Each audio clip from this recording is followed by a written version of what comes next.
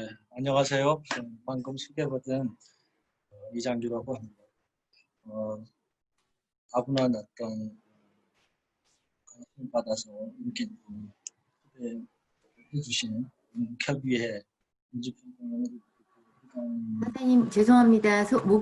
볼륨을 조금만 더 올려주십시오. 잘 안 들리시나요? 네. 좀 멀어서 그런 것 같은데 죄송합니다. 초대해 주셔서 너무 감사드리고요. 제가 뭐 부족하지만 열심히 한번 해보도록 하겠습니다. 지금 오늘 제가 말씀드릴 주제는 파리 강화 회의와 우사 김규식 선생님의 독립활동, 그러니까 외교 활동에 대해서 말씀을 드릴 텐데요. 여러분들 민주평통에서 지향하는 큰 대의와 어떤 맞아떨어지는 때가 아닐까 저 개인적으로는 생각을 합니다. 왜냐하면 김규식 선생님은 평생을 독립운동에 헌신하셨고 해방 이후에도 좌우합작 운동이나 아니면 남한 단독정부 수립을 반대하시면서 민족 대통합을 주장하시면서 말년에는 불운하게도 한국전쟁 당시 납북되셔서 압록강변의 만포진에서 서거하셨습니다. 지금 남북한에서 공이 그냥 애국지사로 추앙받는 몇 안 되는 독립운동가들 가운데 한 분이십니다. 지금 그러면 제가 발표하기 전에 제가 이윤정 선생님에게 지금 발표문을 제가 보내드렸는데 지금 여러분들한테 전달이 됐는지 모르겠습니다. 어쨌든 제 발표가 조금 도움을 위해서 제 PPT 자료도 제가 지금 사진을 몇 장을 보내서 보면서 같이 참고해 주셨으면 좋겠습니다. 그러면 시작하겠습니다. 지금으로부터 100년 전에 1919년도 파리는 그 세계의 정치적인 수도였습니다. 1차 대전 후에 세계 질서를 새롭게 재편하기 위해서 파리에 몰려든 그 협상 당사국들은 물론이고 이를 견제하기 위해서 취재하기 위해서 세계 각국에서 몰려들었던 수많은 언론인들로 북새통을 이루었습니다. 또한 윌슨의 민족 자결주의에 고무됐던 여러 식민지의 약소국가들은 강화 회의를 자신들의 독립의 기회로 삼고 또 제각기 파리의 대표단을 파견해서 외교 활동을 전개했습니다. 유럽의 구원자로 또 불리우고 열렬한 환영을 받았던 윌슨의 민족 자결주의는 약소국가의 지도자들을 현혹하기에 부족함이 없었습니다. 하지만 그가 주장했던 14개 조항은 단 한 가지도 실현되지 않았고 훗날 유일하게 실현됐던 의제였던 국제연합 창설권은 본국인 미국 의회에서조차 비준조차 받지 못했던 그런 사실이 있습니다. 윌슨의 민족 자결주의는 왜냐하면 패전국 식민지에 한정한다는 것이 전제였기 때문입니다. 그렇지만 신정국의 식민지도 자신들의 독립 문제가 상정되기를 기대하면서 파리 강화 회의에 각종의 청원서를 제출하면서 외교 활동을 해나갔습니다. 제가 작년에 프랑스 낭테르에 소재한 현대문서보관소에서 당시 30여 개 약소 민족들이 제출했던 청원서 및 기타 자료들을 제가 발굴했었는데요. 거기에 자료들을 제가 검토해 본 결과 청원서를 제출했던 약소민족들이 처했던 경우가 제각기 달랐습니다. 승전국의 식민지나 패전국의 식민지, 그리고 승전국, 패전국의 식민지와 무관했던 약소민족들이 저마다 청원서를 제출했는데 한국도 그 중에 하나였습니다.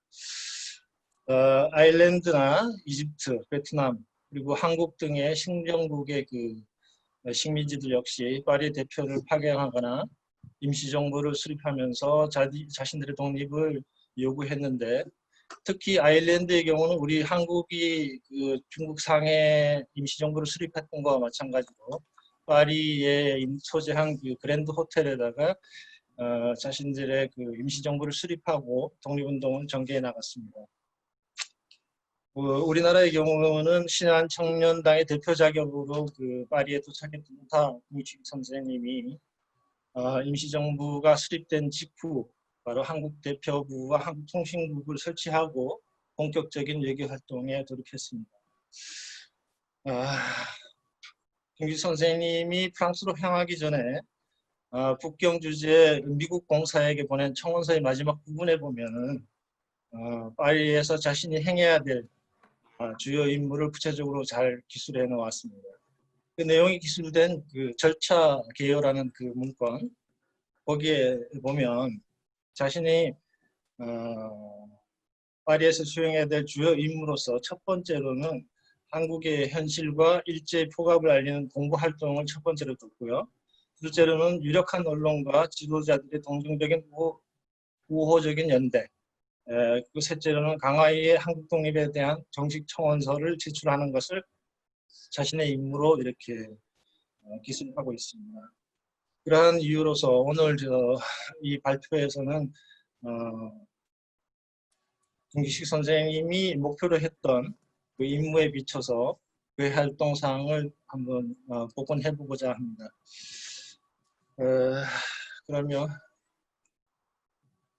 우선 김규식 선생님은 파리 강화에서 자신과 같이 활동할 적임자로 하와이에 머물고 있던 박용만과 같이 활동하고자 했고, 그리고 자신의 파리행에는 소쿨스키라는 그 미국 언론인과 함께 하려고 했습니다. 왜냐하면 박용만은 1917년도 뉴욕에서 열렸던 약소국가 동맹회의에서 대한민국민에 에서 파견된 한국 대표로 참가했던 경험이 있고, 또 1917년 그 대동단결 선언 때 미주에서 서명했던 독립운동가였기 때문입니다. 그런 경험을 높이 사서 박용만과 함께 하려고 했고, 소콜스키라는 그 미국 언론인은 또 자신과 함께 미국에서 프랑스로 같이 동행해서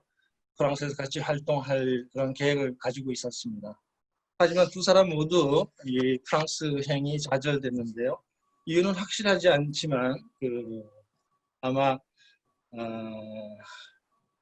일본이 방해가 심했던 것을 알 수 있습니다. 프랑스 일본 대사관이 당시에 프랑스 외무부에 제출했던 한국이 입국 대안을 요청한 서류에 보면 일본의 비자와 그 여권을 소지하지 않은 한국인들이 파리 평화 회의에 폐회될 때까지 입출국을 하지 말아 달라는 그 요청을 보낸 공식 문서가 있는데, 이를 통해서 볼 수도 있듯이 일본의 방해가 심했던 것을 알 수가 있습니다. 미주 대한민국민회에서 강하이 대표를 파견하려고 했었던 이승만이나 정한경 등도 파리로 출발하지 못했었는데요. 같은 이유에서였다고 생각이 됩니다. 일본과의 그 외교 관계를 고려했던 프랑스나 미국 정부가 아마 입출국을 제한했던 것으로 생각이 됩니다.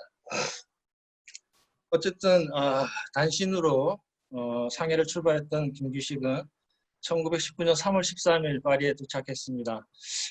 지금이야 서울과 파리가 11시간으로 가까운, 아주 멀지만 가까운 그런 거리이지만 그때 당시에는 43일이나 걸렸습니다. 2월 1일 날 프랑스 우편선 그 꼭토소를 타고 출발했던 김규식은 배 안에서 인도양을 건널 즈음 3.1운동이 일어났습니다. 당시 관문이었던 마르세유 항구에 이제서부터 파리까지 또 도착하는 그 시간을 감안해 보면 아마 이틀 전쯤에 이렇게 도착했다고 생각이 됩니다. 단신으로 도착했던 김규식은 다행히 파리에서 헐버트 박사와 조제프 빌렘 신부를 이렇게 만날 수 있었던 것이 다행이었습니다.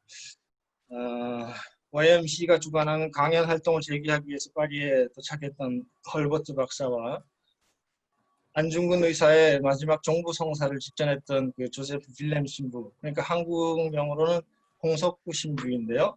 이 두 사람을 만나서 자료에 보면 감독한 위로를 받았다고 합니다. 일제 자료에 보면 이 홍 신부를 비롯한 일명이 김규식을 만나서 8,000행을 이렇게 지원했다는 그런 자료가 남아 있습니다.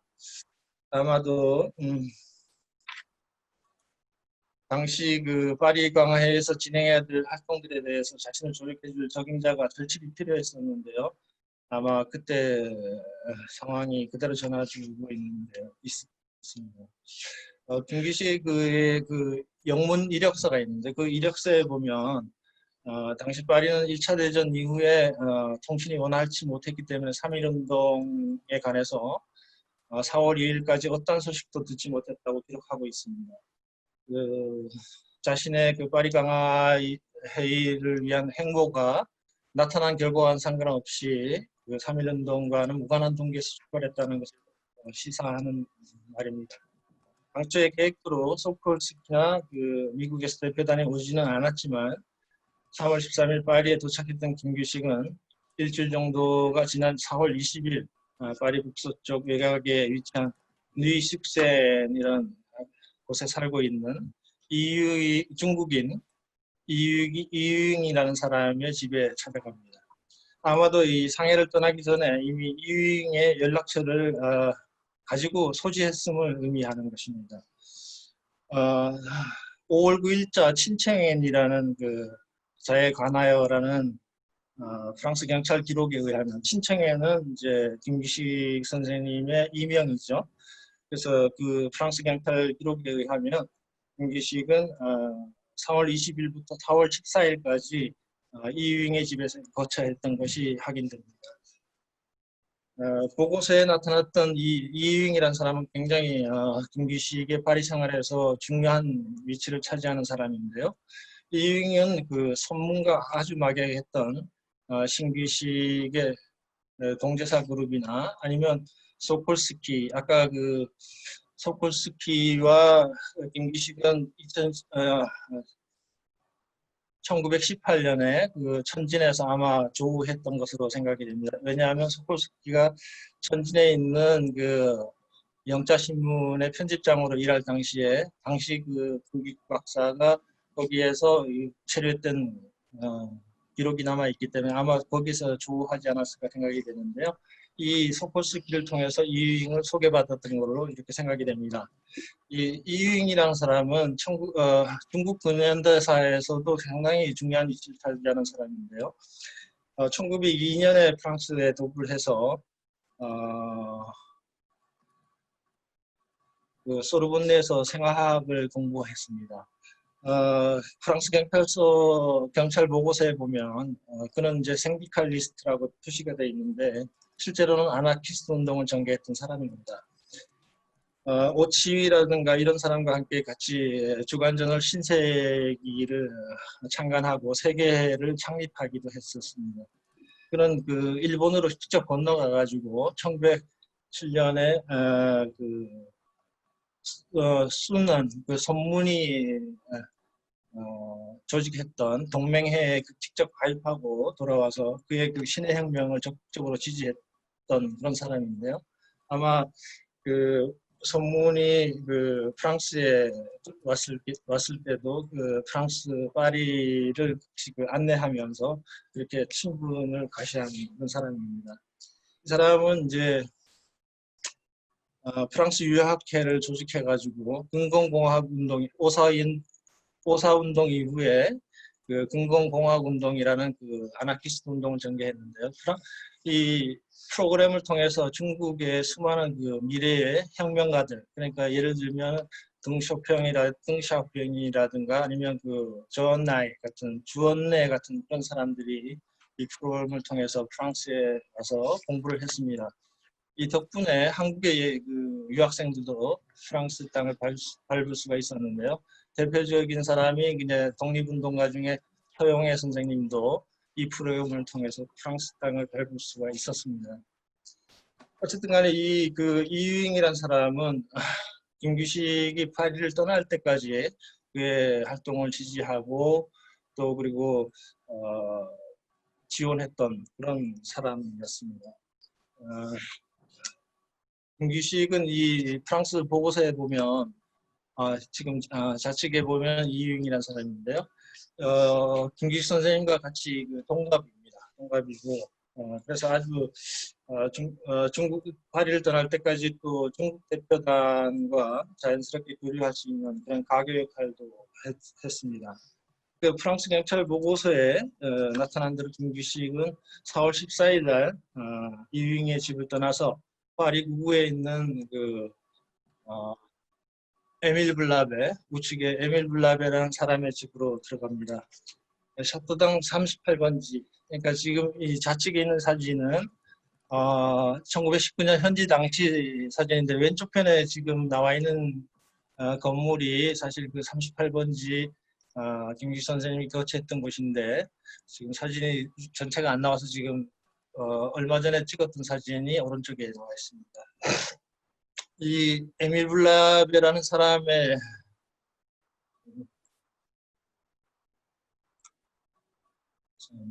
에밀 블라베라는 사람은 이제 또 프랑스의 저명한 극작가이면서 소설가 그리고 보드빌 작가로 활동하면서 또 일간지기 골루아라든가 여러 가지 라프라스라든가 라비 파리지엔이라든가 이런 곳에서의 편집장으로 오랫동안 활동을 하고 또 수십 년간 피가로지에서 공동 협력자로 이렇게 구고를 했었습니다. 그래서 이제 당시 1919년 당시는 이분이 이제 은퇴를 하고 난 이후에 김규식 박사를 만났는데 이분 역시 김규식 박사를 이분의 인맥을 통해서 김규식 선생님이 인권연맹, 프랑스 인권연맹 인사들과 교류가 가능할 수 있도록 많이 도와줬습니다. 훗날 그 한국신의회가 창립될 당시에 인권연맹 대다수의 인원들이 인권연맹 회원이었던 것으로 봐서 그것을 할 수가 있는 것입니다. 에밀 블라베는 그 부인이 지병으로 이렇게 사망할 때까지 한국통신국에서 발간되는 모든 간행물이라든가 프랑스어 간행물의 교정을 맡아서 도와주기도 했습니다. 4월 13일 그 상해 임정으로부터 정식으로 외무총장 임명장과 파리 강화회의 정포대사 그 신임장을 전보로 발송받은 김규식은 아마 대표성이 한층 강화되었죠.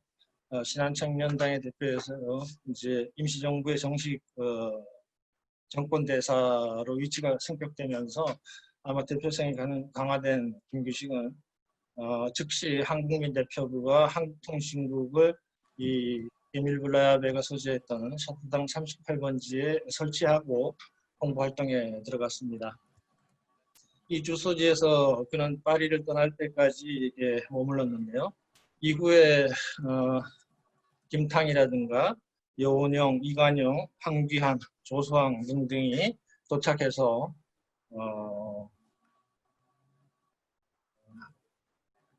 그의 활동을 도왔습니다. 이와 함께 그 김규식의 비서로서 마담 마티앙 여사 그리고 두 명의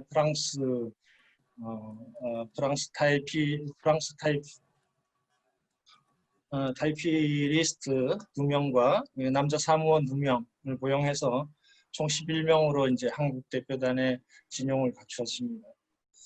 그러면 이들이 펼쳤던 이제 공보 활동에 대해서 한번 살펴보겠습니다.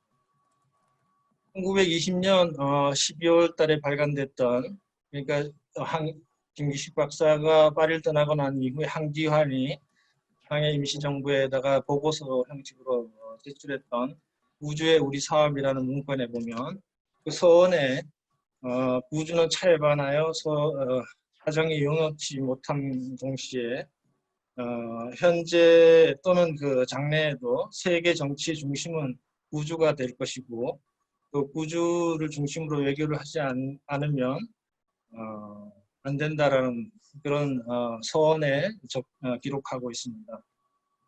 이를 통해서 알 수 있듯이 유럽 내 외교의 중요성을 직시한 것을 알 수가 있습니다. 4월 14일 그 사도당 38번지에 입지했던 김규식은 즉시 한국통신국을 설치하고 공보 활동에 들어갔는데요. 가장 먼저 행했던 활동으로서는 한국에서 벌어지는 일들에 유럽에 지속적으로 알리기 위해서 통신전을 발행했습니다. 통신전은 그 서신과 함께 또 소책자 등을 발행하기도 하고 해서 박지로 이렇게 선보였는데요. 이 통신전은 영어 또는 불어로 작성해서 유럽 내 각 언론기관과 강화회의 각국 대표 및 저명 인사들에게 송부했습니다. 이것은 한국의 현실에 대한 정보를 제공하고 한국 독립을 위한 지원을 호소하기 위한 것이었습니다. 통신전은 1919년 4월 10일부터 20년 12월 15일까지 총 23호를 발행했는데요. 매호 2,000부씩 발행했습니다. 6호는 이제 한기안이 보낸 그 서신이 있는데 6호는 아마 누락되어서 미발행됐다는 걸 알 수가 있습니다. 그 한국 그 파리 대표단의 그 일원이었던 여운홍이 훗날 해고에 의하면 파리 한가운데 있는 집이지만 이 집은 전등도 없고 그래서 우리는 촛불을 켜고 밤을 새가면서 각지에 오는 정보를 받고 각지에 보낼 카피를 쓰고 정보를 넣고 편지를 쓰고 누구를 방문하고 신문사를 닫고 이래 실로 눈코 뜰 새 없이 우리의 전원은 김규식 이하 군주를 거듭하였습니다라고 해서 당시 어려움과 노력이 얼마나 대단했는지를 해고했습니다. 당시 프랑스에는 한국 내에서 일어났던 3.1운동 소식과 그에 대한 일본의 무자비한 진압이 진행되고 있다는 그 소식이 언론에 연일 보도되고 있는 상태였습니다. 파리 도착 후에 접한 한국의 소식들은 아마 김규식 선생님께 그 새로운 용기를 또 북돋아주고 또 한편으로는 또 그에 따라서 또 전략을 수정하기도 했을 것입니다. 언론에 게재된 그 한국 관련 기사들을 꼼꼼히 점검해보고 또 잘못된 기사들에 대한 반박 활동도 병행하게 됐고 이러한 노력의 결과로 당시 한국 관련 기사가 상당히 많이 증가가 됐는데요. 프랑스 자체만도 133종 신문에 423건의 기사가 게재되었다고 이렇게 기록되어 있습니다. 이 통신전을 살펴보면 전체다는 좀 불가능하고요.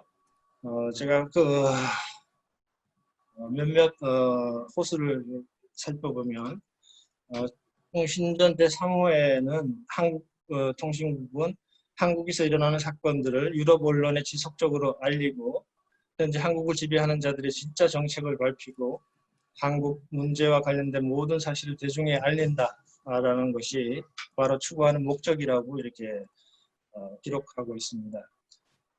통신전 1호에는 상해에서 현순으로부터 1월 10일자로 수신된 전문을 4월 10일자로 수신된 전문을 수록했는데요. 3월 17일경에 도착했던 현순의 그 서신은 3.1운동이 국내에서 통지한 소식과 이에 맞선 일본의 참혹한 진압 행위를 고발하고 있습니다. 이 서신은 통신국이 설치된 이후 내용의 중요성을 감안해서 1호, 첫 호에 게재했습니다. 주목할 것은 이제 통신전 제5호에 김규식 선생님의 그 언론 기고문이 실린 것인데요. 이것은 이제 이전에 러시아 혁명 이후에 소비에트 정권이 수립됐을 당시에 일본의 그 시베리아 출병을 강력하게 주장했던 장본인이었던 일본인 오토 신페이라는 그 남자이 미국에서 그 유나이티드 프레스라든가 타임지지와 행한 인터뷰를 여러 프랑스 언론들이 다루어서 이렇게 인용 보도하였기 때문입니다. 그 르땅지에 실렸던 그 고토 신페이의 그 인터뷰 내용을 보면 어이없는 것이 한국은 스스로 자치할 능력이 없는 민족이고 그 자유의 시기가 언제인지 모르지만 올 때 독립을 보장해 주겠다라고 이런 어이없는 기사를 냈습니다. 이걸 보고 공개했던 김수 선생님이 이제 다시 반박 기사를 냈는데요. 아이고, 이렇게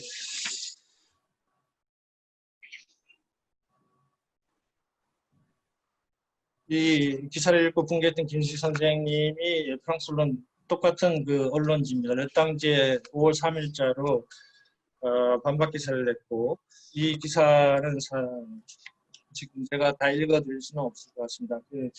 이를 통해서 이제 알 수 있듯이 김기수 선생님은 언론의 동향을 아주 세밀하게 분석을 또 했습니다. 그 바쁜 와중에 그의 내용은 또 이렇게 자세히 읽어보시면 알겠지만 아주 매우 기품 있고 간결했습니다. 1919년 5월 27일자 벨기에 언론 그 르수아르 신문에도 쌍클레로 서명된 한국의 비참한 고통이라는 기사가 났을 때도 김기수 선생님은 신문사 사장에게 직접 서한을 보내서 칼럼에 대한 이제 사의를 표하기도 했습니다.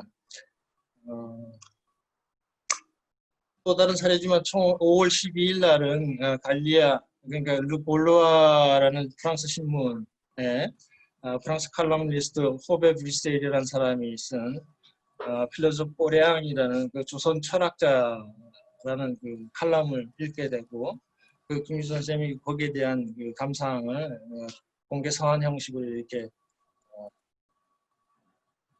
기고를 하였습니다. 이게 뭐 아주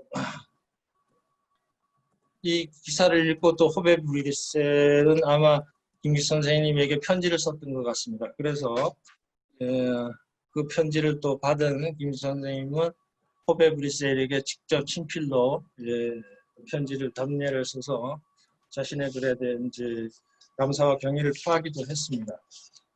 이렇게 또 다른 통신전 20호에는 주목할 것이 렁덩지에 실렸던 파리 지역 국회의원 샤를 루브크라는 사람이 쓴 한국과 일순주의자들의 원리라는 그런 글을 수록했는데요. 이 샤를 루브크라는 사람은 파리 지역 국회의원으로서 한국 대표부의 대표였던 김기수 선생님의 마지막 한송연을 주재하기도 하고 김기식이 떠난 이후에도 한귀안에게 많은 도움을 줬던 그런 인사입니다. 이게 아주 장문의 기고문인데요. 이 글에서는 이 샬르 부프는 한국의 이 글을 통해서 아주 깊은 이해와 정연한 논리로 일본의 부당성과 잔혹성을 지적했습니다.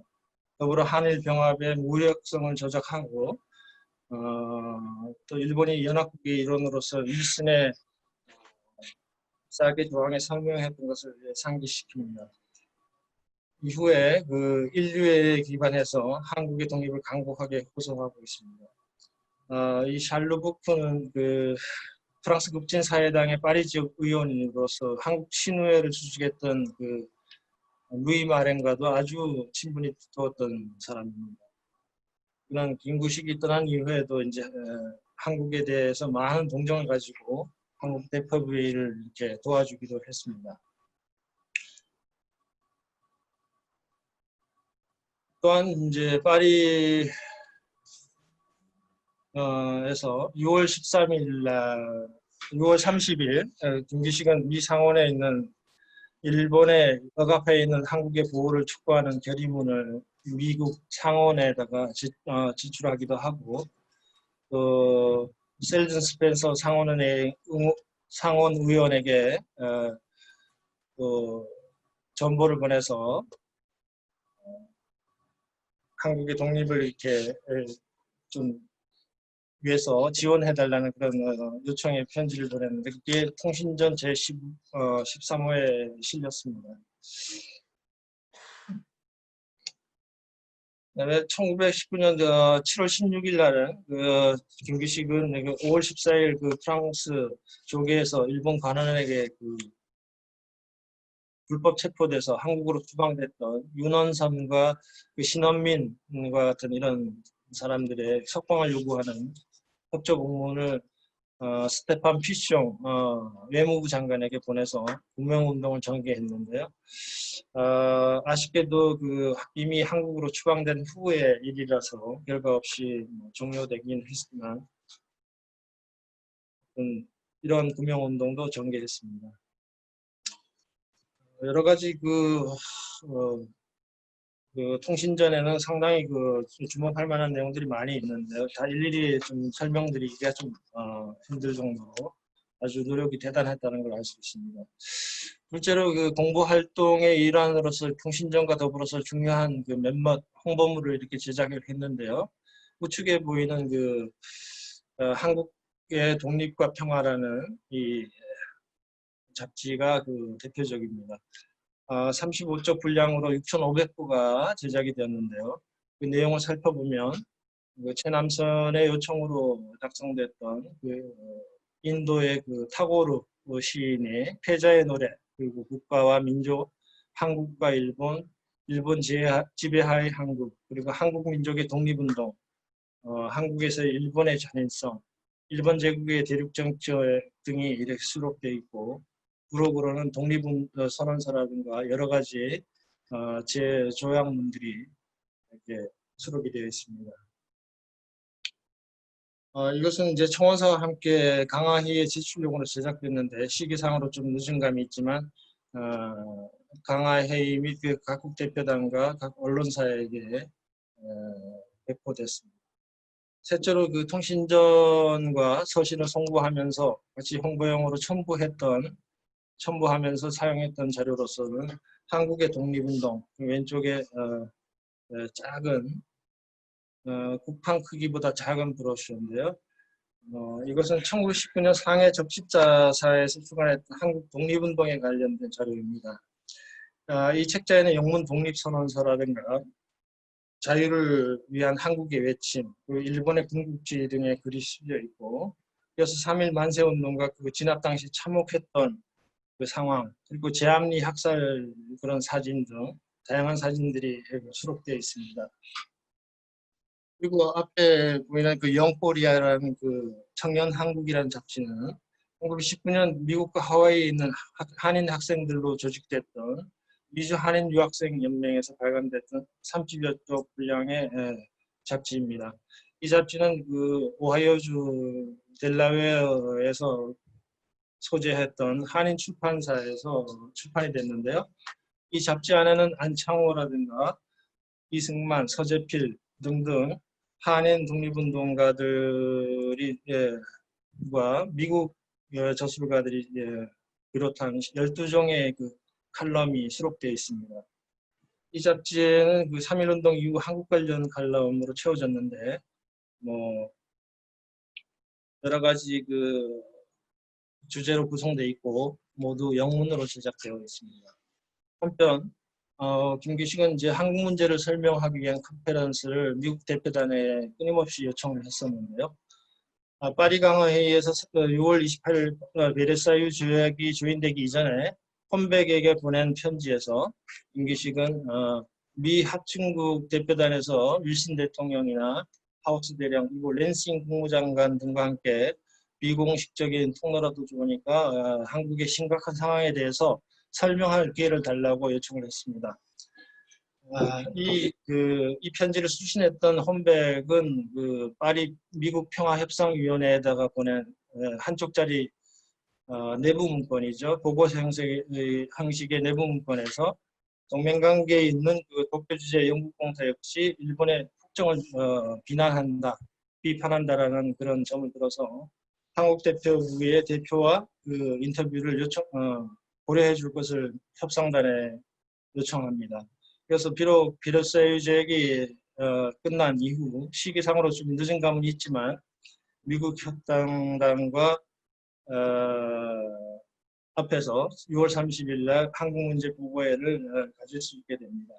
그가 꾸준히 이제 미국 대표단의 요청한 사항이 실현된 것인데 이후에도 7월 28일 동양전치연구회에서 한중 문제 연설회를 개최하고 또다시 7월 30일에는 2차 한국 문제 연설회를 개최를 하는 등 이렇게 베르사유 조약이 끝난 이후에도 공부 활동은 계속되었습니다. 김규식이 파리를 떠난 이후에 한국 민족의 독립에 대한 지속적인 선언서와 요청서라는 문서를 한국 대표단에 보내가지고 강화회의에 제출하도록 지시를 했는데요. 이것도 같은 맥락에서 이해할 수 있는 것으로 생각이 됩니다. 1919년 8월 8일 김탕 또 여운홍과 함께 미국으로 건너갔던 김규식은 당초 예상한 것과 달리 국제연맹의 준비위원회가 20년 1월 제네바에서 열리는 것을 알 수 있었습니다.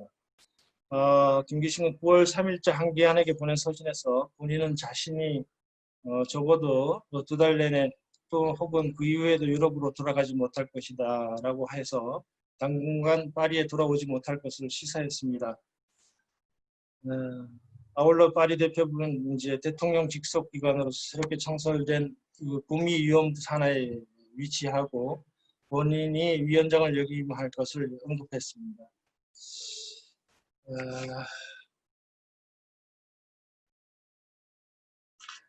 때문에 파리에서의 모든 업무는 한기안에게 이제 집중될 수밖에 없었는데요.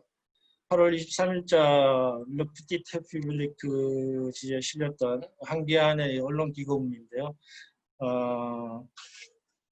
역시 그 한기안 역시 김규식의 뒤를 이어서 프랑스 언론을 꼼꼼하게 체크했고 거기에 대해서 반박 기사를 그때그때 이렇게 게재하면서 기고하면서 언론에 대응했던 그런 것을 알 수 있습니다. 이를 통해서 그 이듬해 자유한국의 간행이라든가 이런 걸 통해서 한국 친우회, 레자미 드라꼬레라는 그 한국 친우회를 창립할 수 있는 기틀을 한기안이 할 수 있도록 아마 김규식이 기틀을 마련해 준 것으로 생각이 됩니다. 또 다른 이제 김규식의 두 번째 이제 중요했던 그런 가장 절실했던 그 일은 각국의 우호적인 그 여론과 동정을 얻는 것이었는데요. 김규식은 당시 제국주의를 반대하면서 약소국가에 관심을 가졌던 프랑스 사회당이라든가 노동천연맹 그리고 인권연맹 그리고 언론인들 그리고 중국 대표단을 비롯했던 그 약소국가의 대표단들과 다양한 계통의 인사들과 그 긴밀한 관계를 맺어 나갔습니다. 대표적으로는 아까 언급했던 에밀 브라베라든가 이유잉, 루이 마랑, 그리고 페리시앙 샬레, 그리고 중국 대표단의 왕조명과 왕정정, 그리고 호치민 등등이 대표적입니다. 김규식이 파리를 떠나기 전에 이제 8월 6일 저녁에 수요일 저녁에 파리 강화의 한국 대표단 대표였던 김규식이 한송연을 겸해서 한국 독립을 지지하는 지식인들의 만찬 모임이 열렸는데요. 이 소식은 프랑스 언론 라랑테르든가 여러 언론에 이렇게 김규식의 출발 당일인 8월 8일자로 일제히 게재가 되었습니다. 이달에는 파리의 명사들 그리고 국회의원들, 외국계 반식민주의자들 그리고 파리 강화회의를 강하게 비판하는 인사 60여 명이 외신기자 클럽에 모였습니다. 이 외신기자 클럽은 아마 프레스센터의 효시가 된다고 생각이 듭니다. 이게 파리 샹젤리제 거리에 위치했던 그 조지 듀파엘이라는 사람이 아주 프랑스의 거부였는데요. 이 사람이 죽고 나서 사후에 그 자신이 살던 소유의 저택을 이렇게 공간을 내줘서 당시 파리 강화회의를 취재하기 위해서 몰려들었던 외신 기자들을 위해서 이 자기 저택을 내줬던 게 아마 처음이 세계 최초가 아닌가 그렇게 생각됩니다. 거기에서 이 연회가 이루어졌는데요. 5개월 동안 그의 간절한 그 독립외교 활동에도 불구하고 홀대를 받고 이렇게 떠나는 자리였기 때문에 좀 우울하긴 했었지만 그의 활동상을 짐작케 하는 그런 자리였습니다. 이 연회는 한국 대표단에 의해서 이게 준비가 되었고 파리 지역 국회의원이었던 그 샤르 루브가 주재했습니다. 이들은 특히 알자스 로렌의 경우와 함께 강제 병합 문제 너무나도 경험이 잘 알고 있고 한국 체류 경험도 있었던 당시 지역 국회의원이었던 누이마랑이라든가 여러 민족들의 한국 친우회의 북경대학교 교수 이유잉, 그리고 한 번은 짜르에 의해서, 한 번은 또 소비에트에 의해서 수감이 됐던 전 러시아 하원 의장 조셉 미노르, 그리고 저명한 여류 저널리스트였던 헐버트 기폰스, 뉴욕 헤럴드 특파원, 북동에 파견됐던 파이어 장군이라든가 프랑스 학술회원 벨리오 교수, 전 주한 프랑스 공공사였던 이플리트 프랭당 등 중국 등등 중국 대표단 그리고 한국 대표단이 참석했습니다. 연회에는 물론 불문 한국 독립선언서와 작은 태극기, 그리고 조지 듀크록이 썼던 가난하고 아름다운 한국이라는 책이 선물로 배포됐습니다. 이 자리에서 김기식은 프랑스에서 보낸 약 5개월간의 소감을 연설을 했는데요. 파리를 떠나기 전에 마지막으로 여행했던 이 연설은 지금 여기서 발췌한 내용은 아마 지금 이 화면에서 보이는 그런 내용입니다. 이 소식은 통신 전체 17호 그리고 구제 우리 사회에도 간략하게 소개가 된 바가 있습니다.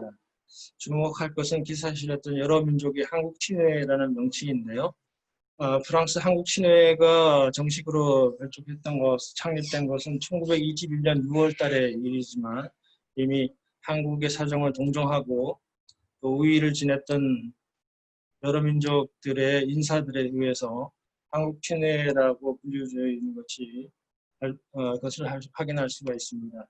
특히 이유잉은 그 선봉에 서서 한국의 동정과 지지를 보냈습니다. 김기식은 다른 약소국가의 대표단이나 지도자들과의 연대도 모색을 했는데요. 그 중에 이제 주목되는 것이 베트남의 호치민입니다. 호치민은 1919년 파리에서 안남 애국자연합이라는 단체를 결성하고 동년 6월 18일 안남 민족의 요구서라는 8개 조항의 청원서를 베르사유의 지도자들과 프랑스 국회에 보냈습니다. 이 때문에 호치민은 프랑스의 정부경찰 당국의 철저한 감시와 사찰을 받아야만 했는데요. 그 덕분에 이 장이라는 이 비밀경찰이 작성한 호치민 사찰 문건에 보면 김기식을 비롯한 조소왕, 한기한 그리고 한국 대표단과의 밀접한 관계를 밝혀주는 내용들이 다수 발견이 되었습니다. 호치민이 지금 보이시는 일부 자료를 보면 지금 중국 천진에 소재하고 있는 이체바오, 그러니까 익세보라는 신문에 미국 특파원이 행했던 이 인터뷰 역시 김기식의 추천과 소개로 이루어졌다고 기록하고 있고요. 무렵 호치민이 프랑스 잡지에 기고했던 모든 글들은 중국어로 번역돼서 중국 간행물에 게재됐는데 이 또한 김기식의 주선에 의해서 가능했던 것으로 밝히고 있습니다. 김기식과 조수왕 등은 호치민과 서로의 자택을 방문할 정도로 친분이 두터웠고 프랑스 사회주의자 모임에도 같이 동참해서 참석했는데 이때 친분을 쌓았던 인사들이 르노델이라든가 장롱계, 그리고 막셀 각상 같은 그런 인물들이었습니다. 물론 이들은 훗날 한국 친회가 창립될 당시에 많은 도움을 주었던 인사들입니다. 한국이 당면했던 현실에 대해서 동정과 지지를 보내주는 이런 인사들과의 교류는 김기식에게 상당한 의미가 있고 중요한 임무 중에 하나였던 것 같습니다. 또한 김기식의 학관 가운데 주목할 만한 눈에 띄는 것은 프랑스 언론 민족의 진실, 리퀴드 포플이라는 그런 신문에 일면에 기재된 기사인데요. 여러 민족들의 권리연맹의 창설 집행위원으로 김기식이 참가한 것이 눈에 띕니다. 이런 사실보다는 이 기사에 보면 연맹의 본부는 인권을 주장하는 도시 파리에다가 본부를 두고 집행부는 외국인 자유주의자들과 프랑스인들 그리고 유명 인사들도 꾸려질 것으로 보도했습니다. 이 조직의 이 연맹의 이 연맹은 프랑스의 저명한 저널리스트였던 폴 부리라라든가 저우웨이 중국 대표단 비서 그리고 김규식 한국 대표단 대표, 닥터 하페스 하피피 이집트 대표단 대표 등으로 이렇게 임시 집행부가 구성되고 본부는 파리 구구 테트부가 16번지에 위치한다고 공지했습니다. 아쉽게도 이 연맹이 언제까지 지속되고 유지됐는지는 제가 알 수는 없지만 제가 확인한 프랑스 언론 자료로 봐서는 19년 말 12월 달까지 꾸준히 한국이라든가 약소 국가들의 권리를 옹호하는 기사를 지속적으로 냈던 것을 확인할 수가 있습니다. 마지막으로 이제 청원서와 비망록의 제출인데요.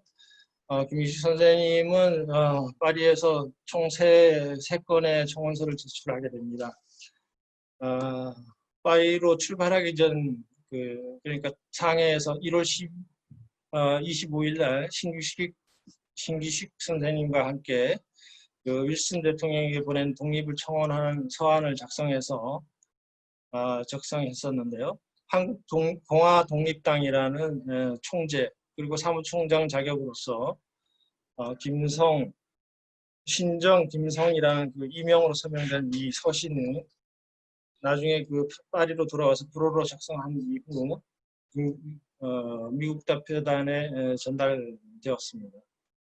청원 활동 초기에 김규식 선생님은 아마 민족 자결주의를 주장했던 윌슨 대통령과 미국 대표단에 상당히 많은 기대를 걸었던 것으로 보입니다.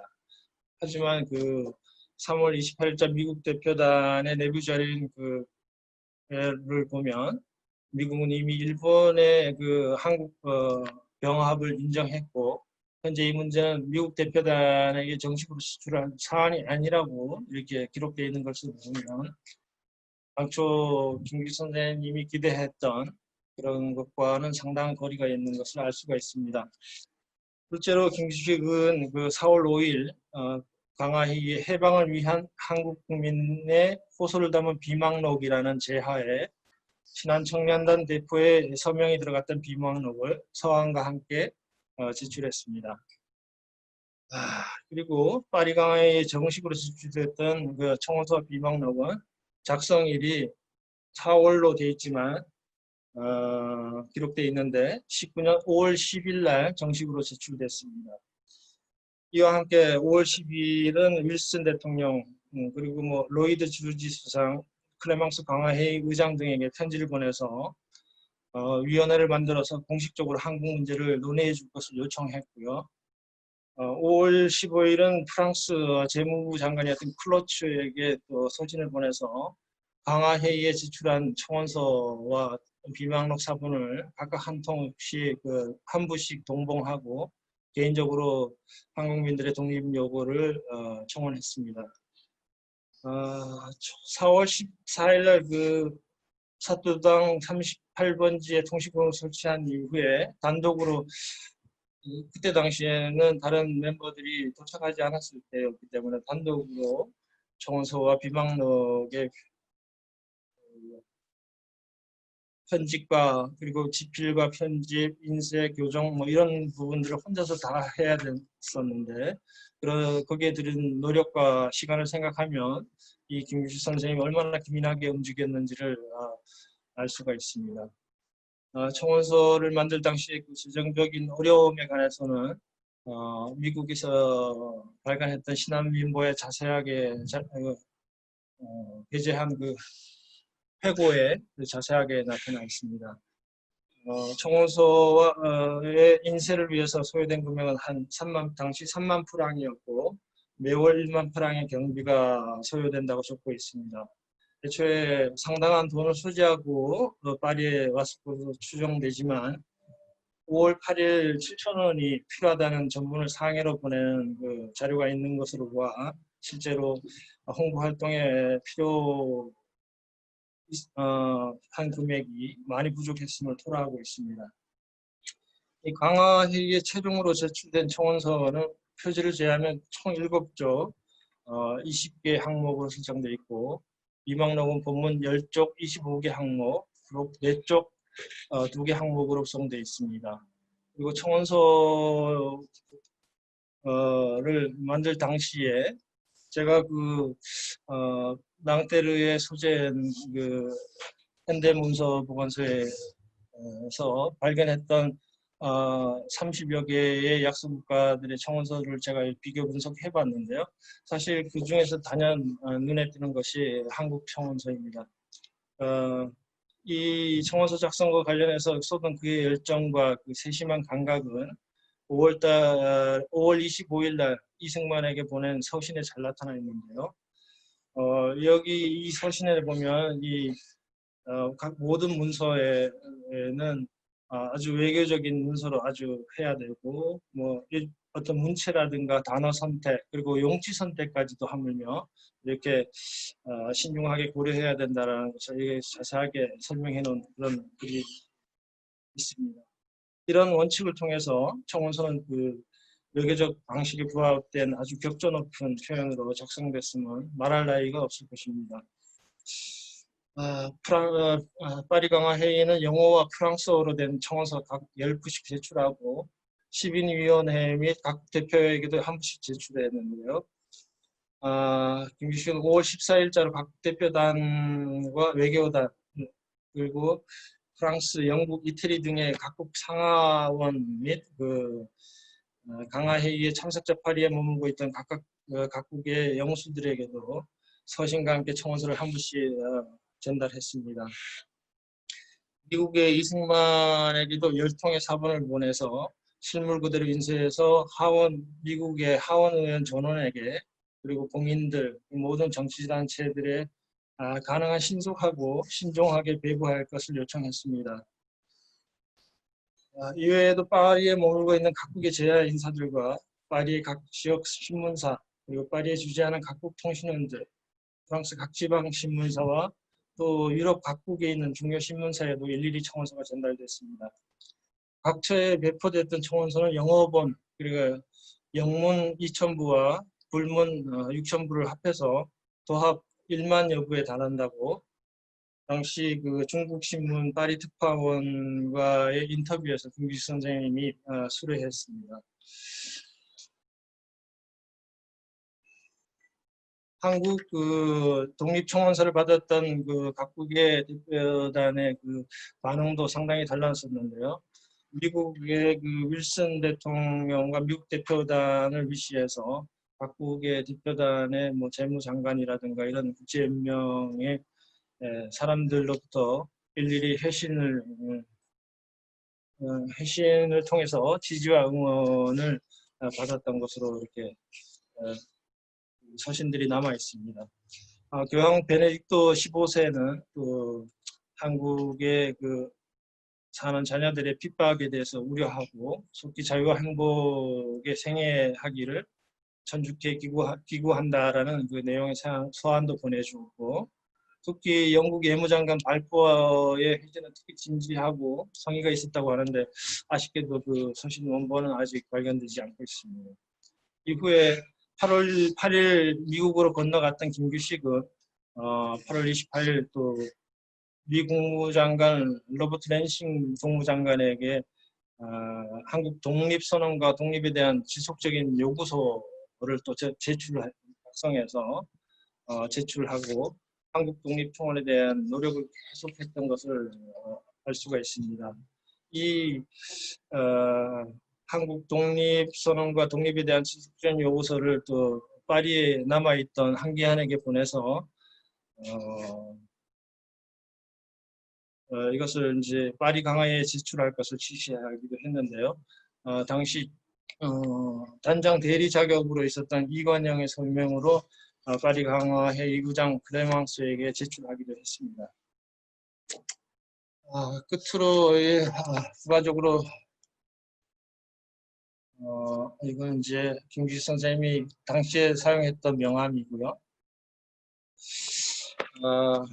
한국 독립 문제에 대한 그 세계적인 동정을 얻기 위한 동정과 지지를 얻기 위한 일환으로서 여러 국제 회의에 잠시 자신이 직접 참가해가지고 일제의 가혹한 지배와 한국 독립의 정당성을 밝히기 위해서 노력했던 것을 알 수가 있습니다. 1919년 5월 25일자 이승만에게 보낸 서신을 보면 국제연맹 창설을 위한 첫 위원회가 9월 미국 워싱턴에서 개최되기 때문에 자신이 얼마가 아니라도 미국에 가서 한국민들의 그 주장을 개진하고자 하는 의사를 적극적으로 내비쳤습니다. 이것은 김규식이 미국 행위, 단지 이승만의 요청으로 이렇게 미국이 행위 결정됐다는 그간의 주장과는 상당히 거리가 있는 내용이죠.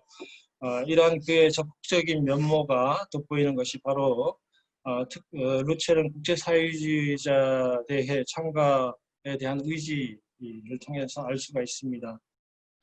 암스테르담 사회당대 한국 문제가 실행위원회에 상정됐다는 소식을 접했던 김규식은 5월 10일 국제사회주의자 연합 사무국의 서기였던 까미 위스망에게 자신의 서명이 담긴 한 통의 서신을 보내게 됩니다. 서신과 함께 통원서를 함께 10부씩, 불문 40부, 영문 10부 이렇게 함께 송부하고 한국 독립을 위해서 민족연합의 대표 자격으로 이 대회에 참여하고 싶다는 그 의사를 적극적으로 밝힙니다. 그러나 루체른에서 열리는 그 국제사회주의 대회가 자신의 그 미국행과 일정이 겹치는 관계로 인해서 이 임무는 이관용과 조소왕에게 맡겨지게 됩니다. 그래서 7월 17일 날 다시 조소왕과 이관용은 그 루첼은 국제사회주의자대 그 의장에게 지금 보이시는 그 서신을 보내서 참가 의사를 밝히게 됩니다. 이후 이들은 이제 8월 1일부터 8월 9일까지 개최된 스위스 루체른에서 개최됐던 국제사회주의자 대회에 참가해서 한국 독립 승인 결의안을 제출했고 이 대회에서 결의문이 만장일치로 채택되는 그런 쾌거를 이루게 됩니다. 지금 결의서의 결의문의 내용은 지금 보시는 그인데요. 이것은 이제 국제사회에서 한국 독립을 인정하고 결의했던 최초 문건으로서 의미가 상당히 크다라고 할 수 있겠습니다.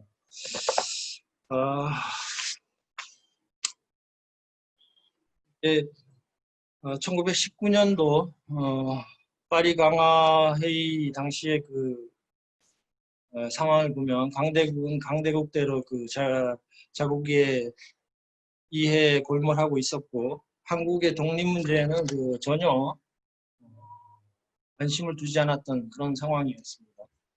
강화 회의가 진행되던 그 파리에서 5개월 동안 남짓 체류했던 김규식 선생님은 그분의 그 5개월간의 그 활약은 정말 갈목한 그런 것이었습니다. 그의 활동이 사실 그 가시적인 성과를 실패와 성공을 넘어서 한국 독립을 위한 열망을 국제사회에 이렇게 널리 알렸다는 점에서 높게 평가받아야 할 텐데요. 3.1운동으로서 이 독립을 선포하면서 국내에서 고국적으로 봉기했던 이 3.1운동조차도 아마 김규식 선생님의 이런 외교적인 노력이 아니었다면 아마 세계의 여론에서 묻히고 말지 않았을까라는 그런 생각을 하게 됩니다. 당시 그 소수의 인원과 열악한 환경 속에서도 정말 그 대한민국의 독립에 대한 열망과 의지를 세계 알렸던 김규식 선생님이 이런 독립운동을 아마 우리가 기억하고 높게 재평가해야 되지 않을까라는 그런 생각을 하면서 오늘 준비한 제 발표는 이것으로 마칠까 합니다. 끝까지 경청해 주셔서 감사합니다. 네, 선생님 감사합니다. 네, 그러면 제가 화면을 또 공유하도록 하겠습니다. 다음으로 저희가 그동안에 이제 이장기 선생님께서 강의하시는 중간에 저희가 Q&A 채팅창을 통해서 질문을 받았는데요. 지금 강의를 들으신 이후에 무엇이든지 질문이 있으신 분들은 채팅창에 올려주시기 바랍니다. 먼저 다른 분들이 질문을 하시는 동안에 제가 한 가지 질문 드리겠습니다. 선생님. 이유잉이나 아니면 그 말씀하셨던 그 프랑스 사람 에밀 블라벨리라는 분 같은 경우에 이미 프랑스 현지에서 이렇게 자리를 잡고 계셨던 분들이었던 것 같아요. 근데 어떻게 이분들이 그분들과의 그런 관계가 굉장히 중요했던 것 같고 그분들의 지원이 굉장히 중요했던 것 같은데 김규식 선생님들이 이들에게 이렇게 전폭적인 지지를 받을 수 있었던 그 원인은 무엇이었었나요? 당시 제국주의에 대한 반대를 했던 여러 지식인들은 사실 우리와 같은 약소 국가들의 독립 문제에 대해서 사실 관심을 많이 가져줬고 또 어떻게 사상적으로 보면 어떻게 보면 사회주의자 계열일 수밖에 없었습니다. 그러다 보니까 그 사회주의자 계열이라든가 당시 인권연맹에 소속돼 있는 사람들 거기에 있는 사람들이 대부분 약소국가에 대한 관심을 가질 수밖에 없었고 거기에 이제 소속돼 있던 사람들이 바로 에밀 블라베라든가 이런 이유잉이라든가 루이 마랑 그다음에 모두 다 인권연맹과 프랑스 사회당 또 심지어 또 프랑스 공산당까지 이렇게 좌파라고 할까요? 이런 약소국가들에 대한 관심이 그 사람들의 이슈였기 때문에 아마 그리고 또 김규식 선생님이 혈혈단신 파리에 도착했을 당시에 이분에게 관심을 가졌던 이런 에밀리 브라베라든가 이런 분들에 대한 연결고리는 이게 한 단계 한 단계씩 그러니까 이유잉으로부터 시작해서 또 에밀 블라베로부터 또 루이 마랑에게 또 루이 마랑으로부터 또 다른 인권연맹의 회원들 이렇게 자꾸 연결되면서 아마 그런 인맥을 형성해 나가지 않았을까 그런 생각이 듭니다. 당시 우리나라에서 가장 지식인들 가운데 영어를 가장 잘한다고 했던 선생님이었는데 불어도 꽤 못 잘했다고 합니다. 하지만 정말 청원서를 직접 저 자신에게 이렇게 쓴 걸 보면 오늘날도 이렇게 검토해 보면 상당한 우아한 영어를 사용했다라고 그러면서 아마 자연스럽게 사람들과 잘 교류하지 않았나 그런 생각을 합니다. 네, 감사합니다. 네, 그러면 다음으로 김도원 위원님 준비하신 질문 해주시겠습니까? 네. 예. 화면을 켜야 되나? 네, 화면 켜주시고 말씀해 주십시오. 네, 선생님. 아주 잘 들었습니다. 아주 재밌는 내용이었습니다. 근데 이제 김규식 선생님께서 굉장히 많은 고초를 겪으면서 굉장히 많은 활동을 하신 것 같은데요. 그게 김규식 선생님 혼자 개인 차원에서 활동을 하신 것인지 아니면 어떤 형태의 우리 독립운동을 하는 어떤 조직의 일환으로서 역할을 부여받아 활동한 것인지 이게 좀 궁금합니다. 김규식 선생님은 그의 생애 전체를 이렇게 봐도 참 한국 독립에 대한 현실 그리고 한국의 현실에 대해서 상당한 아픔을 계속 가지고 있었던 것 같습니다. 미국에서 정말 유학할 당시에도 수재였다라고 얘기하는데 자기의 아주 보장된 진로를 마다하고 암울한 식민지 한국으로 다시 돌아와서 한국 독립을 위해서 무엇을 할까를 계속 고민했고, 그분은 항상 굉장히 그 청년 시절엔 과격한 어떤 사상적인 생각을 가지고 있었다고 합니다. 심지어는 또 이렇게 무장투쟁까지도 이렇게 생각하고 중국, 몽골까지 가서 이렇게 그 자금을 마련하기 위해서 노력했다고 하는데요. 시작은 이분이 프랑스 파리를 가기로 결정했을 당시에 뭐 이원영 선생님과 의논을 하고 개인 자격으로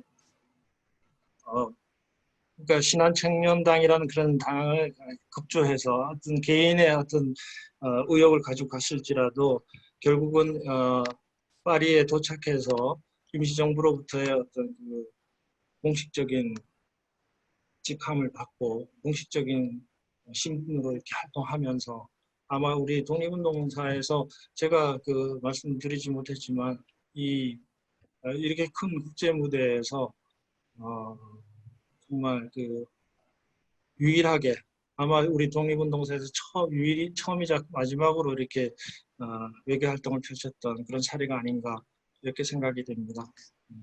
여기서 조금만 보완해주실 문의드리겠는데, 그러니까 네. 그게 개인이 하신 거라면, 근데 그 네. 개인 차원에서 그 외국 정부들에 대해서 무엇을 호소한다는 게 과연 효과적이었을까?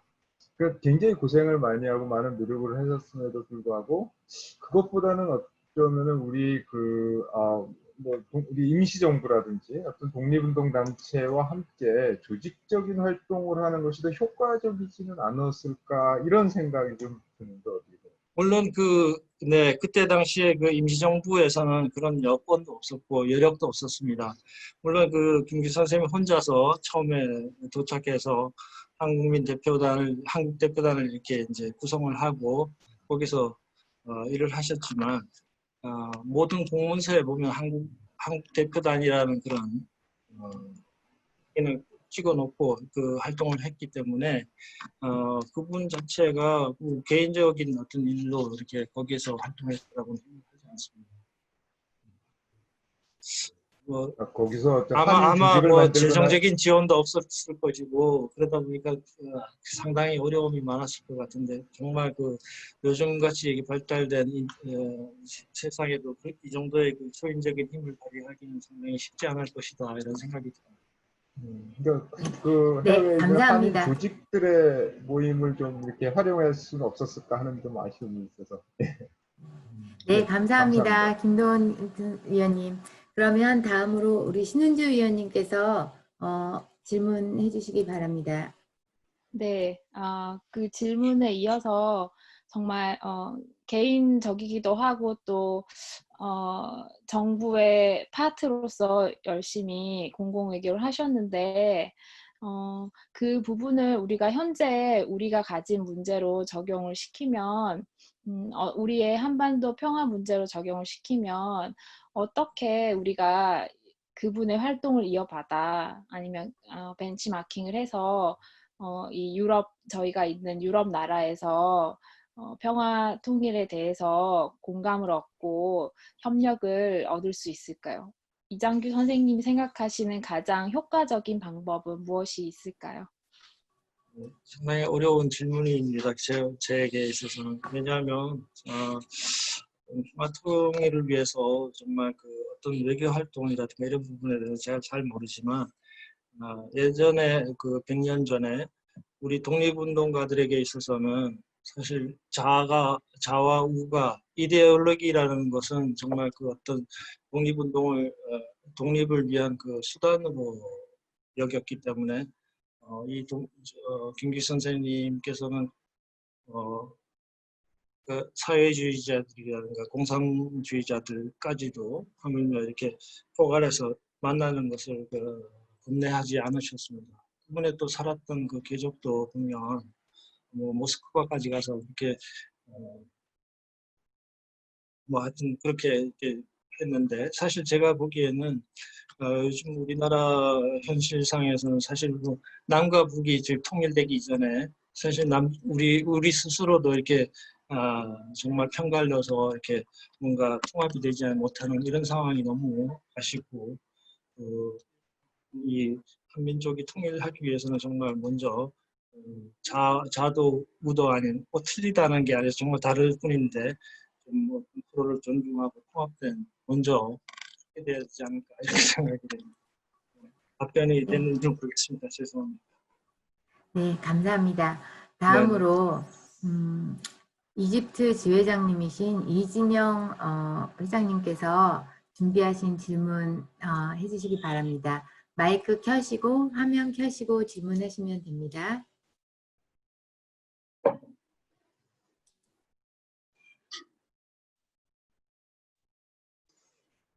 마이크 안 건.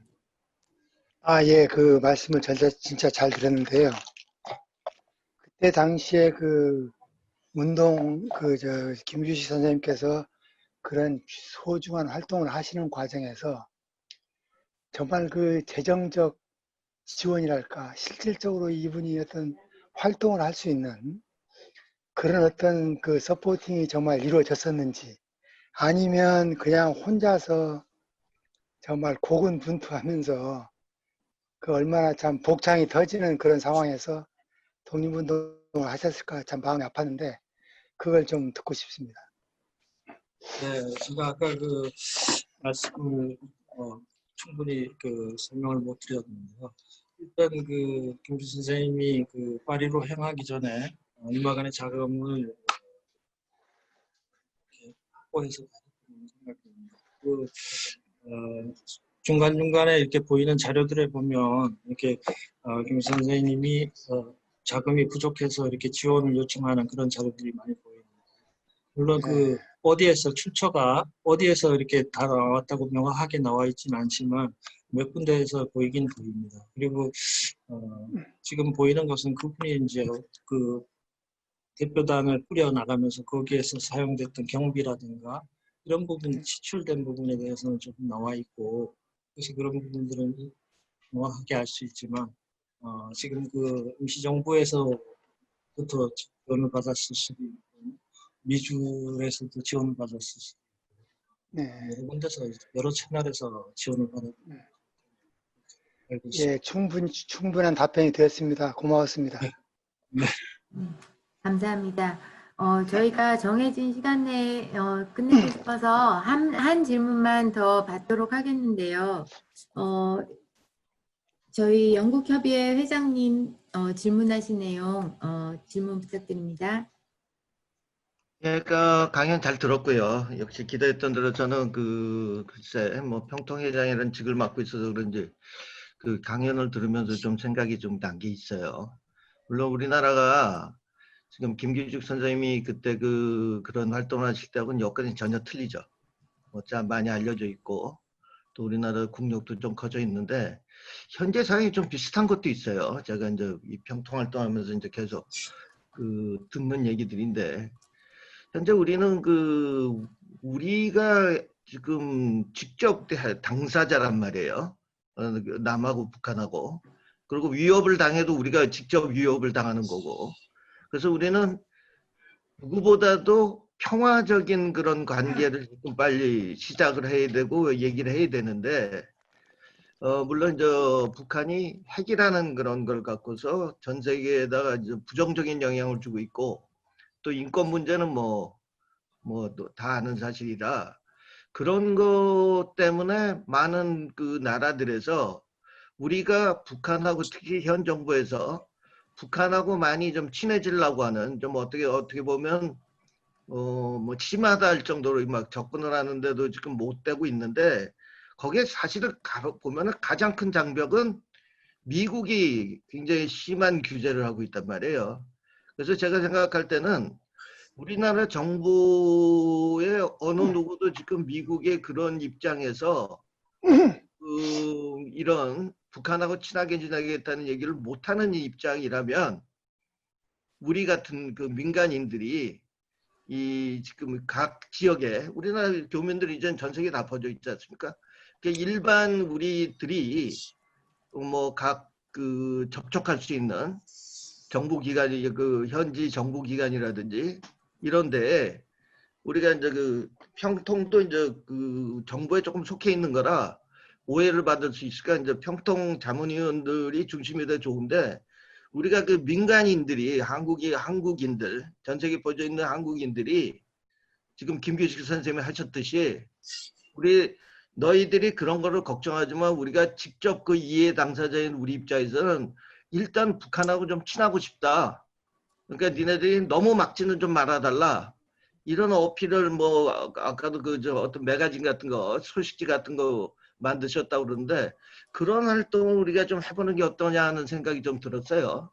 그래서 지금 그 우리 이 선생님을 그 저기 지도하셨다는 우리 그 말이 오란지 그 선생님도 계시는데 이런 거 우리가 한번 시도해 보면 어떨까? 그때하고는 좀 상황이 틀리더라도 사실 어떻게 보면은 비슷한 부분도 있어요. 미국이라는 거대한 벽이 오히려 우리들의 그 마음을 좀 막는 게 있거든요. 그래서 그런 시도를 좀 해보는 게 어떨까? 그래서 다른 그 평통회의에서도 내가 이런 얘기를 좀 해보고 싶었는데 뭐 그런 거에 대해서 어떻게 생각하시는지 한번 얘기를 좀 들어보고 싶어서 뭐 질문의 형태로 제가 여쭤봅니다. 뭐 저도 회장님이 말씀하신 것에 좀 전적으로 동의하고요. 제가 이 평통 자문회의의 그 실은 그 방향성은 알겠지만 자세하게 어떤 일들을 하시는지 잘 모르겠습니다. 하지만 저같이 공부하는 사람으로서 회장님께서 말씀하셨던 그런 것들에 동의할 수 있는 것은 어떤 뭐 민간 차원에서 학술 연구라든가 아니면 여러 가지 현상에 대해서 같이 뭐 학술 회의나 아니면 아까 말씀하셨던 뭐 어떤 자료집을 낸다든가 어떤 연구 보고서를 낸다든가 해서 또 이렇게 각국에 모여 계시는 이렇게 여러 그 선생님들과 같이 소식지를 낸다든가 여러 가지 좀 이렇게 공유할 수 있는 그런 채널들이 다양하게 있었으면 하는 그런 생각이 듭니다. 저 같은 경우도 사실 뭐 독립운동사를 공부하다 보니까 여러 가지 그런 연결고리가 폭이 협소할 수밖에 없네요. 그래서 제가 한국에서 아까 마리오 우동주 교수님과 그리고 또 한국에 계신 뭐 여러 장석훈 교수님 등 여러분들하고 같이 우리가 독립운동사를 같이 연구할 수 있는 그런 그 연결고리를 만들자 해서 리벡다스라는 그런 책도 만들었는데 반드시 이 민주평통이라는 그런 타이틀이 아니더라도 다른 모습의 어떤 기구가 있어서 이렇게 민간적으로 이렇게 민간이 이렇게 서로 협의해서 통일을 문제로 할 수 있는 그런 방이 있었으면 이렇게 네트워크가 좀 잘 이루어졌으면 하는 그러니까 그 감사하고요. 아무튼 네. 지금 제가 그 선생님 얘기를 들으면서 그런 생각이 이렇게 많이 떠오르면서 지금 이거 지금 뭐 지금 정부에서 공식적으로 못할 것 같아요. 오히려 이럴 때 우리 같은 사람들이 물론 네. 저 뭐 너희들이 생각하는 건 그렇더라도 우리가 지금 그 당사자인 입장에서 볼 때는 북한하고 친해지는 게 제일 시급한 문제다. 이런 네. 어필은 좀 할 필요가 있다고 지금 생각이 되네요. 아무튼 감사합니다. 네. 답변 감사하고요. 감사합니다. 네. 네, 감사합니다. 네, 지금 이렇게 함께 해주신 위원님들 또 여러 참여해주신 분들 감사하고요. 다음 강연 잠시 드리고 그리고 이제 마치도록 하겠습니다. 저희는 저희가 통일과 관련된 강의를 한 번에 뭐 크게 한다기보다는 그래도 내실 있는 강의를 자주 하자라는 그런 의미로 매달 말일에 가까운 그 마지막 주 토요일 날 저희가 강의를 준비하고 있습니다. 다음 9월 달에는 중앙대학교 동문과 김누리 교수님을 모시고 독일 통일 30년과 한반도의 미래라는 주제를 가지고 강연을 이어갈 겁니다. 그리고 10월 24일 토요일 오후 2시 전 평양과기대 교수님이신 이언 얼스 교수님 모시고 Reflection on Living and Working in 평양이라는 주제로 강의를 할 예정입니다. 그리고 11월 28일 토요일 2시에는 민주평통과 대한민국 대사관 공동 주최로 평화포럼을 준비하고 있습니다. 많은 관심 부탁드리고요. 그리고 끝나고 나가시기 전에 채팅창에 피드백을 남겨주시면 저희가 앞으로 그 강의를 준비하는데 큰 도움이 되겠습니다. 자, 이것으로 저희 준비했던 온라인 아카데미 1회 강연을 마치도록 하겠습니다. 수고해주신 우리 강사님 그리고 참석해주신 모든 분들께 감사드립니다.